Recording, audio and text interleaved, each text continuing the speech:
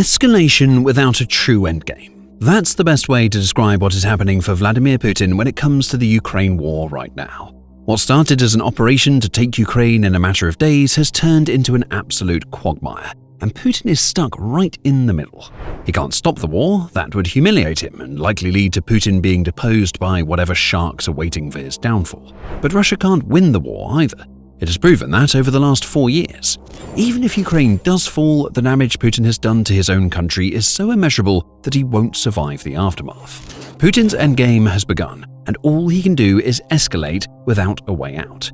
And to understand why, we need to look at how Putin's special military operation came to be and how it devolved into the utter failure that looks sure to set the stage for Putin's fall. It all started with a dream that a KGB agent who desired ultimate power had. Empire was on Putin's mind, an empire so large that it would rival that built by Joseph Stalin, and before him, the Tsars of Russia. Jack Bro, who is a US Air Force veteran and regular military commentator, puts it bluntly when talking about what Putin really wants. These wars are never going to end, Bro says. Putin is going for empire. If Putin succeeds in Ukraine, Moldova won't last very long. The Baltics are next. Putin is going to continue redrawing the maps and claiming this territory that once belonged to Russia.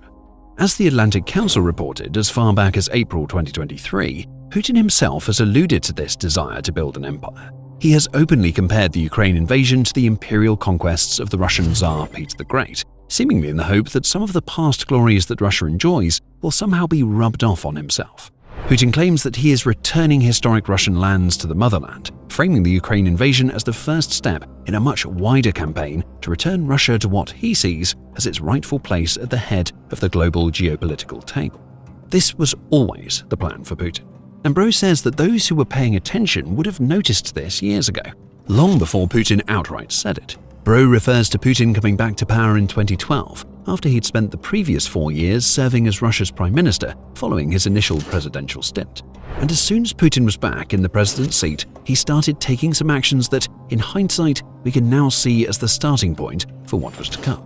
As soon as Putin came back to power in 2012, Russia went into austerity mode to start saving money, because Putin was always planning on getting his empire back, Bro says. The World Socialist website reported on these Russian actions back in 2012, noting that the Kremlin had come up with a document called Strategy 2020 that outlined how the implementation of a series of austerity measures would return Russia to economic prosperity. And slowly but surely, the measures worked. Data from the World Bank shows that Russia's economy experienced a 7.8% decline in 2009, but by and large, it experienced growth in the decade to follow. Not always strong growth. 2016 saw just a 0.2% strengthening of the Russian economy, and there were years of decline, including 2015 and 2020. But things were a lot better for Russia than they were in the 1990s, albeit not as good as they had been during Putin's first tenure as president. At the time, it might have seemed to many that Putin was trying to right Russia's economic ship for the good of his country. Fast forward to 2022, and the real reason behind the austerity measures became clear.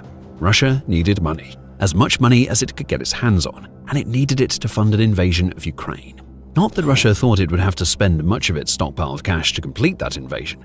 Leaked documents later revealed that Putin believed that Ukraine would fall to Russia's overwhelming military might in just 3 days. And once that fall came, Russia would have an enormous chunk of territory to add to Putin's budding empire, along with a foundation on which it could build towards taking the other countries that Bro mentions.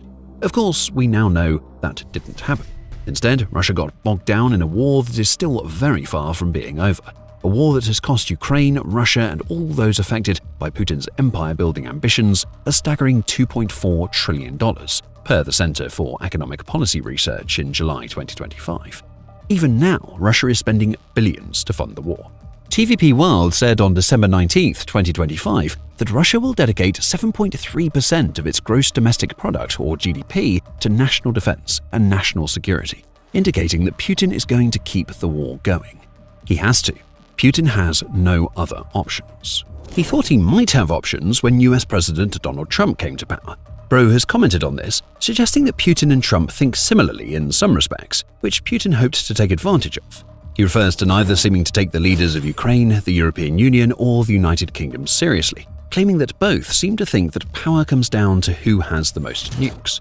That supposed parallel thinking, coupled with what can politely be called the Trump administration's lack of understanding of how to deal with a man like Putin, has led to Russia's leader making maximalist demands during peace negotiations with Ukraine.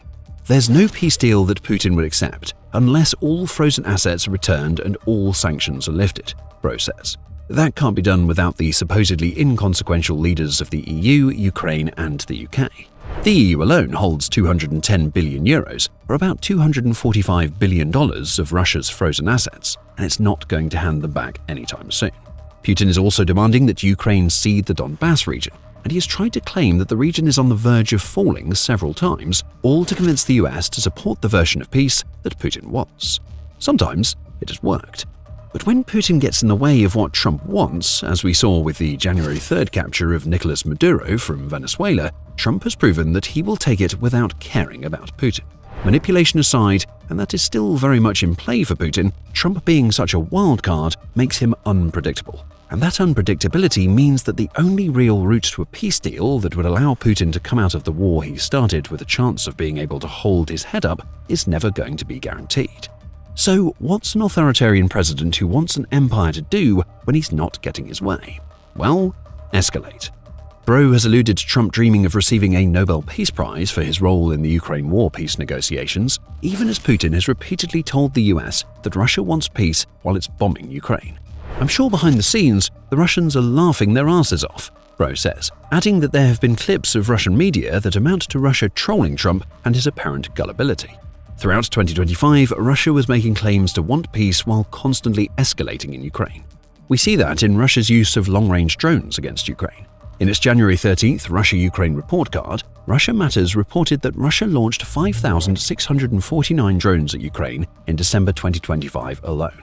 That was around triple the 1,881 drones launched during December of 2024. Beyond the aerial campaign, Putin has also escalated as best he can on the ground. The Kyiv Independent reports that Russia wants to recruit 400,000 soldiers in 2026. It already has around 700,000 service members deployed in Ukraine, which is a number so massive that very few of the world's militaries even come close to matching it. But behind this escalation and the attempted manipulations of the US that Putin has attempted to pull off, the cracks that indicate a pending collapse are starting to show. Let's start with Russia's spending. Bro claims that Putin has been able to sustain Russia's massive wartime spending in part because Putin orders Russia's private banks to give preferential loans to the defense contractors so they can keep producing. And over the last 3 years, they've accumulated $250 billion in corporate debt. This is not on the government's books. This is not on the government's balance sheet. It's on the balance sheet of these defense contractors, Bro says. The problem with loans, even preferential ones, is that they have to be paid back at some point. The massive influx of cash into Russia's defense industry sparked a boom period for a few years. But as the Moscow Times suggested on December the 26th, that peak may have come to an end in 2025. Forecasts for industrial output growth for 2025 sit at 1%, the outlet says, which is a substantial decline from the 5.6% seen in 2024. From computers and electronics to transport equipment to fabricated metal products, growth is slowing down, suggesting that Russia's collective defense industry is starting to run out of money to build the products that Putin needs it to build. These defense companies aren't hiring like they were either. In September, Novaya Gazeta reported that Russia's State Duma said back in November 2024 that Russia's military factories would be short some 400,000 workers in the near future. Salaries for defense contractors have dropped by 10% since 2024, the same outlet reports, with the Moscow Times adding that the summer of 2025 saw Russia's defense companies advertise 34,500 jobs compared to 52,000 during the same period in 2024. The bubble isn't about to pop, not just yet, but the needle is edging closer to that bubble, and when it reaches its target, the defense industry that Bro claims is propped up by dodgy private bank loans is going to feel the heat. Russia is breaking all of the rules of modern economics and capitalist economies to keep this war going, Bro says. Now 20% of national GDP is just corporate debt. This would be the equivalent of, let's say, the President of the United States forcing private banks to give $5 trillion in loans to American defense contractors so that the United States can invade Mexico. And after 3 years of fighting, we only got 50 kilometers deep into Mexico. It's stupid, Bro declares. It's also dangerous for Putin. This gamesmanship is obviously affecting Russia's economy as a whole. As the New Voice of Ukraine reported on January 6th, Ukrainian intelligence believes that Russia is in such dire financial straits that a recession is practically unavoidable. That recession will arrive before July 2026, assuming that current trends continue, and there's no reason to believe that they won't. As we said before, all that Putin seems capable of doing now is escalating the war that he started, because winning is the only option he has that won't see him take a swift fall out of a window once the war ends. However, it may not be the everyday Russian people that worry Putin the most. As Russia's leader approaches the endgame of a war that he can't win, it could well be the very oligarchs that he has installed that might spell his doom. After all, who do you think the victims of all of this corporate debt that Bro claims exists would be? And by victims, we mean the ones that Putin actually cares about. It will be the oligarchs who own the defense companies that received preferential loans in the belief that the war that has dragged on into 2026 will be done long before then. Now, people don't understand where is the risk, or who's going to get wiped out, and it's Putin's oligarchs. Putin's oligarchs are the ones who have the equity in these banks that are going to go bankrupt. It's Putin's oligarchs that have the equity in these defense contractors that are going to get wiped out. So when all of this collapses, it's going to be very bad for Putin and his government and the Russian economy, Bro declares. Now, you may be thinking that we're about to tell you that Putin's oligarchs are set to rise up and get rid of him. No, we aren't. As Chatham House reported in October 2023, Putin has already started to get ahead of the problem of formerly loyal oligarchs turning against him through a process of deprivatization of Russian businesses that is allowing him to install a new generation of loyalists. However, these new oligarchs are more middle managers than business tycoons. That's how Putin wants it, but that approach comes with some problems. As Chatham House says, deprivatization amounts to the dismantling of the institutions that Russia has come to know since the collapse of the Soviet Union. For a dictator like Putin, that means even more control. However, it also means that he is surrounding himself with politically weak yes-men who will say anything that Putin wants them to say as long as the money keeps rolling in. That money is increasingly facing obstacles, as we've already mentioned. But now, unlike when we had oligarchs operating in private businesses, Putin has total control but has sacrificed access to voices that might have told him what is actually going on in Russia. Even as Putin bankrupts a nation, those who are benefiting, however briefly, don't dare to tell him to stop. In other words, Putin isn't getting good information, and that situation isn't going to change, and it's causing major problems for Russia. As Bro puts it, a common theme among autocracies is the guy in charge gets mad when he gets bad news. So people just don't give him bad news. They tell him what he wants to hear, and that's when people start dying. And dying is what the soldiers in Russia's military have been doing best throughout the Ukraine war. As of January 14th, Ukraine claims that Russia has lost approximately 1,221,940 people to death, injury, or capture since Putin launched his invasion. 2025 has been a terrible year on the casualty front for Russia, at least if Ukraine is to be believed. The commander-in-chief of Ukraine's armed forces, Oleksandr Syrskyi, said in January that Russia is now at the point where it's losing as many soldiers as it's recruiting, and the balance will only tip more in Ukraine's favor as the poorly trained replacements that Russia puts through the most basic of training come face-to-face with Ukraine's ever-growing wall of drones. Does Putin even know any of this? Or has he surrounded himself with sycophants to such a degree that he actually believes it when Russia claims to have captured cities like Kupiansk and Pokrovsk, even though both cities still stand? It's hard to know if there is anybody left who can tell Putin the truth, or even if he wants to hear the truth, as Russia's leader has geared his entire country toward creating an empire that has failed to expand at the very first hurdle. So, again, all Putin can do is escalate. More bombs, more drones, more soldiers, and more destruction of the Russian military inflicted by Ukraine. So where does all of this leave Putin? Whether he stops the Ukraine war or continues it, Putin still loses. As the George W. Bush Presidential Center's Jessica Ludwig wrote in December 2025, Putin has created a wartime leviathan in Russia that he needs to keep feeding. We already see this on the economic front. Russia's defense sector may be slowing down, but it's still one of the country's top employers, as well as being one of the pillars of the economy that Putin has created over the last 4 years. If the war ends today, that defense sector doesn't necessarily stop.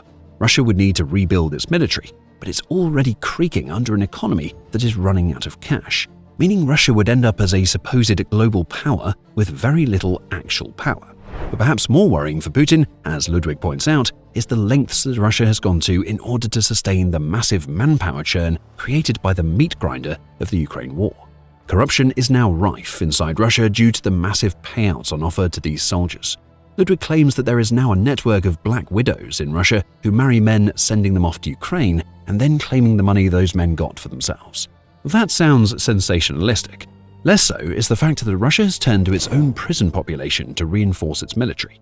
Up to 180,000 of them by January 2025, the Kyiv Independent reports, and the number may now be much higher. What happens when these criminals, along with the hundreds of thousands of men who have been forever changed by what they've seen in Ukraine, come back home?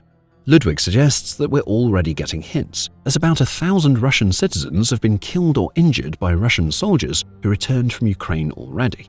Ending the war now would mean a massive influx of brutalized and violent men flooding back into a society that seems in no way equipped to support them.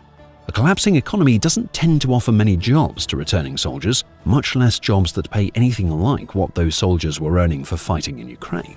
Ending the war would create a domestic nightmare for Putin. But his alternative is an endgame that seemingly has no end. The war continues in this scenario, which means that hundreds of thousands, perhaps even millions of Russians die or receive injuries due to the fighting. Putin is slowly working his way through an entire generation of Russia's men in an attritional war that, assuming Ukraine retains the support it's receiving from the West and continues on the same path that it's on, will likely be raging even when the 73-year-old Putin dies. Even if Russia does win in Ukraine, potentially years from now, the country still struggles. Years of economic hardship will be compounded by labor problems due to so many of the country's men dying. Birth rates will stay low, and they'd already reached a 200-year low by April 2025, according to the Moscow Times. The glorious expansion of Russia's empire would be followed by an extended period of Russia trying to recover from the catastrophe of a war that went nothing like Putin claimed that it would. Putin also has to worry about the ultra-nationalists in Russia who want total domination over Ukraine. These are the sorts of people who may strike if they see weakness in their leader, so keeping the war going means they don't get that chance. Perhaps there is one endgame for Putin at this point: escalate until he dies. Russia's leader will be hoping that death is a peaceful one, ideally involving no windows, and he may just try to keep the Ukraine war going until that death comes and he doesn't have to deal with the mess that he's made. After all, it's not like the future looks great for Russia and Ukraine. As soldiers continue to die in droves, Ukraine's Western allies are still offering plenty of support.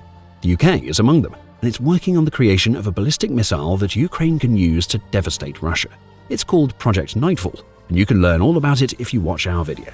And if you enjoyed this video, be sure to subscribe to The Military Show for more analysis of the crumbling state of Russia.